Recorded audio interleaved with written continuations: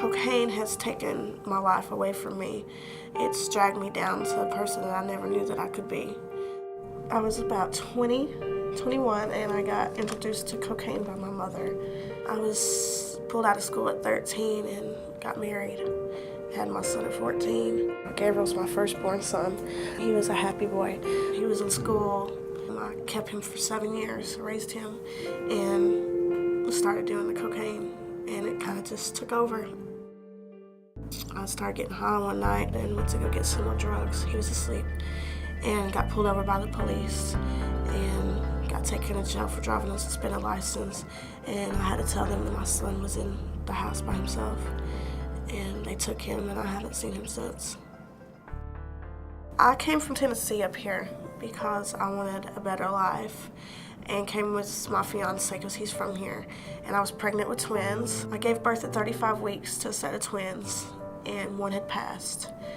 And that left me with Eva. So they found her positive for cocaine and marijuana, and got involved with DCFS. They recommended me here to the Women's Treatment Center. The Women's Treatment Center has helped me by parenting classes. I'm learning different things, how to treat your children. I'm becoming a better parent day by day.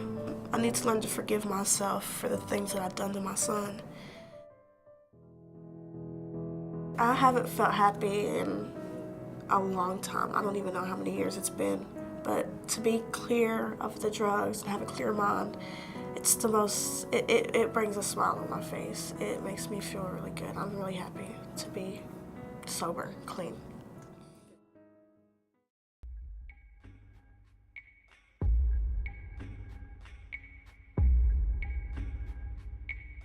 I was 12 years old when I started smoking weed and drinking, smoking cigarettes. I started smoking crack when I was 22 years old. My mom was an alcoholic. My father was an alcoholic. I remember it being very violent. I was on the streets. I was into prostitution. It was rough out there. I was doing things that I just said I would never do. Lost my self-respect a lot. I didn't want to be like that no more. I didn't want to have to live every day just trying to figure out how I was going to get some more. I came to the Women's Treatment Center February 23rd, 2009. I had just given birth to a baby girl January 29th, 2009, and she was exposed to crack cocaine. When Ananda was born, everything just changed for me. I knew that I had to grow up. I knew that I had to quit using drugs. I was so nervous because she was just a little bitty baby, and I was scared. I didn't know what the drugs did to her. And I had Nurse Angela to ask any little question I had. I would just, I knew somebody was there to answer them. For me, it was better for me to have Ananda with me in treatment because I knew where she was. I could parent her. I could learn how to be a parent to her.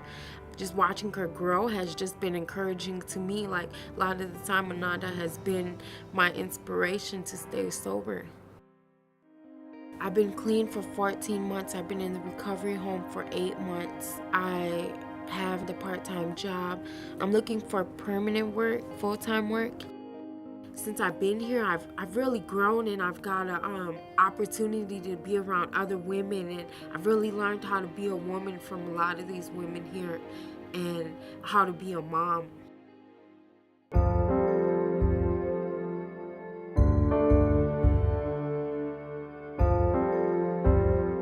I was about 23 years old, I think, when I started using cocaine. I really wasn't settled. I was always off balance because I would use drugs for 3 months, stop for 3 months, use drugs for 3 months. I came here with Trinity for the first time.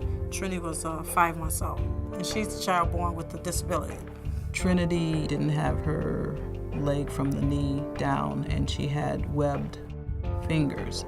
And her mother had a lot of shame about her daughter's condition.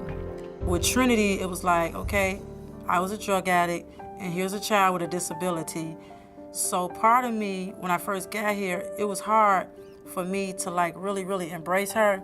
So at that point, Dr. O stepped in, And I would go down to the daycare, and I would sit with Bridget and Trinity, and I would play with Trinity and show Bridget things that Trinity could do and ways to play with her, even though, you know, she didn't have her leg. I would just sit and observe, because I was still really dealing with the fact of people accepting Trinity for a missing body part, basically.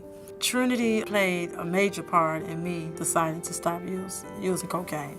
When I really got hooked was her favorite term was, I would never forget this.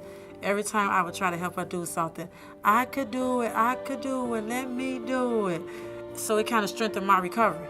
And it's been quite a journey to watch Bridget go from being ashamed of her daughter's handicaps to being very proud of her. So it's doable. These women can get better.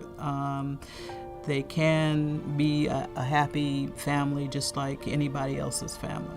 To be here and to get the love and attention that we were getting, it really meant a whole lot.